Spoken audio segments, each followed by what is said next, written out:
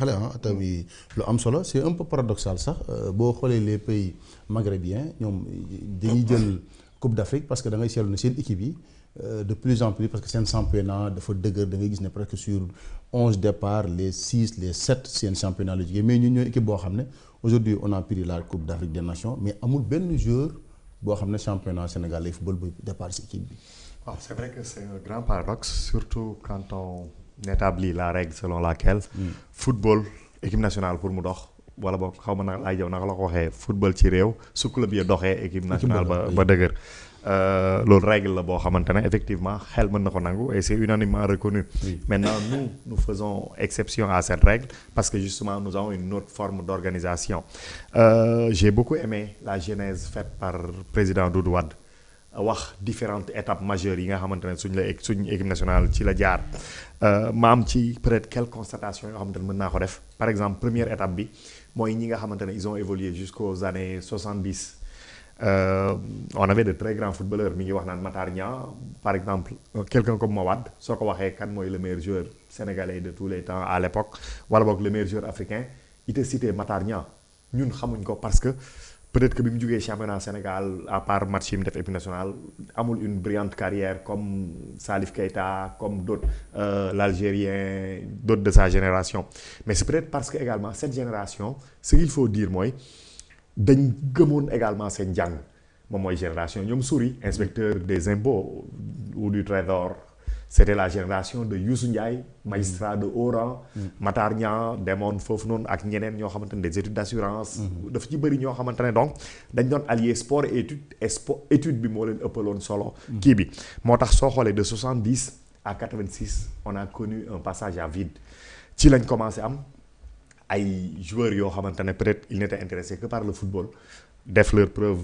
au Sénégal dem en France mooy la génération des Senef Bokandé Gueye Sène Locotte Christophe Sagna ainsi de suite mais ñooñu c'est-à-dire que génn nañ mais peut-être que organisation au plan local bi nga xamante ne waroon nañ ko am pour les accompagner amuñ ko woon moo tax peut-être que au Caire 86 nous avions la meilleure équipe mais ça a été une désillusion parce que mi ngi wax naan di discuter ay primes c'est-à-dire que l'organisation autour de l'équipe donc desoon na mais mu nekk un peu l'amorce d'un renouveau du football sénégalais après ñu rechuté mu amaat la génération 2000 ñu commencé waat amorcer un travail avec Peter Schnittger au sortir de désillusion Peter Schnittger Metsu ñëw ensuite ñu nekk ci lancé boobu ba léegi mais maintenant par rapport à notre football local da ngay gis ni à côté c'est-à-dire que li ñu football local bi waroon jëriñ parce que soo xoolee championnat Sénégal malgré les efforts de la dernière fédération ak ligue yi efforts yi nga xamante ne ñu ngi koy def pour justement rehausser le niveau du championnat mais dafa manqué xaalis et léegi football dafa am ñaar yoo xamante ne mënul ñàkk ci xaalis mënul ñàkk ci football et ñaar yooyu yëpp moom mooy indi xaalis c'est la télévision parce que moom la télévision moom mooy offrir visibilité sponsor yi soo gisee football au niveau européen lu tax mu développé lu tax mu am doole par exemple pourquoi on te dit que cette CAN là c'est la CAN la plus lucrative mais c'est parce que l'image du football africain moom lañ jaay bu baax a baax on est parti de 7 à 8 partenaires pour la Coupe d'Afrique à 21 partenaires aujourd'hui ou 22 donc c'est à dire que dafa am loo xamante ne xaalis moom moo koy jox le football et soo seetloo pourquoi l'UEFA a dominé tous les footballs mais c'est parce que avec la lucrative Ligue des Champions bi nga xamante ne mettre nañ ko sur place mais li ñu am ci partenaire kenn xamul naxal toll Sénégal nous avons jéem nañ expérimenter par exemple les clubs entreprises on a eu la douane on a eu le port on a eu la SCIB on a eu la Sotrac ainsi de suite après on a même créé des fusions amoon na SIREC avant loolu Sonacos on a même essayé de créer des fusions après USO Wakam xaw ma j'ai un peu oublié naka lañ ko defee woon mais modèle yooyu yëpp demul woon torop ça veut dire qu'on a essayé qu'on a tenté aujourd'hui parce que ay mécénat rek la woon ngay gis benn nit boo xamante ne am na xaalis au cadre de banque en général wala dans l'administration ñoom ñoo doon yore club yi di ko perfusionner alors mais loolu dafa am ay limites à un certain niveau soo xoolee le meilleur modèle bi nga xamante ne am nañ ko en club avant Jaraaf et Jaraaf nga gis ni moom moo c'est-à-dire que Jaraaf dafa traverser le temps et les vicissitudes du football sénégalais. Mais le meilleur modèle, c'était peut-être la Jeanne d'Arc de Omar Seck. Il a essayé de professionnaliser, am ay partenaires yoo xamante ne ay sponsors, defal ay contrats avec des salaires, jëlal leen kër, regroupement, ainsi de suite. Xam nga dimbali joueurs yi et cette Jeanne d'Arc là moom moo dem ba demi-finale Ligue des Champions. moom moo dóor le grand am na grand club africain bu mu dóoroon ci seen parcours boobu noonu. Mais après da ngay gis tamit Omar Seck après problème yi am GIA. Aujourd'hui GIA mi ngi nekk 3e division ou 4e division soo ko doon natable.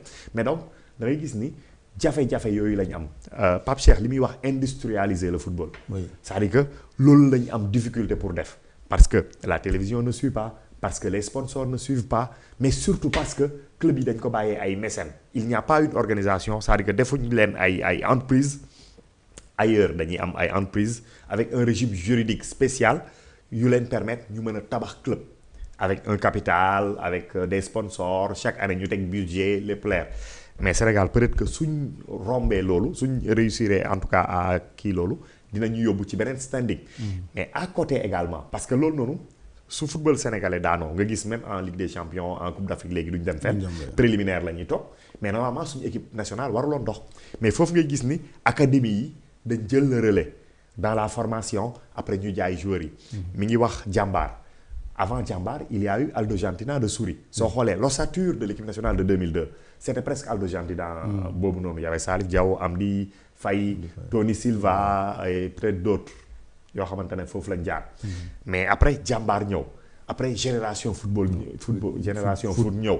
Après je ne parlerai pas des Aspire ay yeneen affaires yoo xamante ne dans toutes les régions aujourd'hui da ngay gis ni dafa am ay académies yoo xamante ne dañuy pourvoir l'équipe nationale en joueurs. Mais ñooñu noonu. À 18 ans, 20 ans, la ñuy dem Europe, quelquefois dans des championnats un peu yu bokkul ci top 5 européens bi.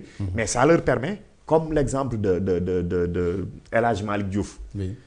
Dafa dem Danemark ou Suède ou Norvège, def 1 an 6 mois. Mais là, il est en Angleterre. D'autres dañuy def loolu ñëw en France dans des championnats beaucoup plus visibles.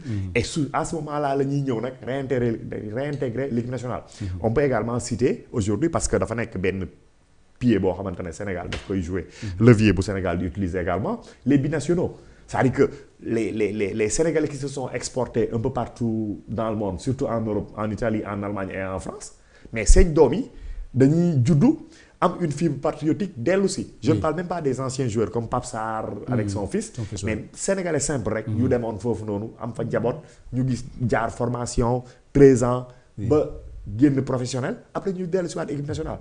Donc loolu yëpp moom moo tax def aujourd'hui le succès du football sénégalais. Mais il est à mon avis temps que ñu réfléchir pour am réellement loo xamante ne ñun ñoo koy suivre suñu bopp. Parce que soo seetloo il y a un tollé boo xamante ne mi ngi commencé jug sur les plateaux. Mais je pense que ça cache mal une autre frustration. Dama dégg 2 journalistes. ñiy wax di wax Oumar Sy ah. Oumar Sy de la France. Oumar Sy kii humoriste affaire yooyu waaw français affaire yooyu. genre ñi offusqué wu que moom en tant que français mu waroon assimiler xam nga donc ainsi de suite muy ñëw di sol maillot Sénégal di tëb ci victoire du Sénégal ak yooyu. c'est-à-dire que après est-ce que c'est une politique d'immigration bi nangam. Mais je pense que la véritable frustration c'est de perdre le jeune Mbaye. La véritable frustration c'est de perdre Assane Diao. La véritable frustration donc yooyu noonu la ñuy cacher ci débat bi fii. Donc ñun war nañ fexe sécuriser suñu football.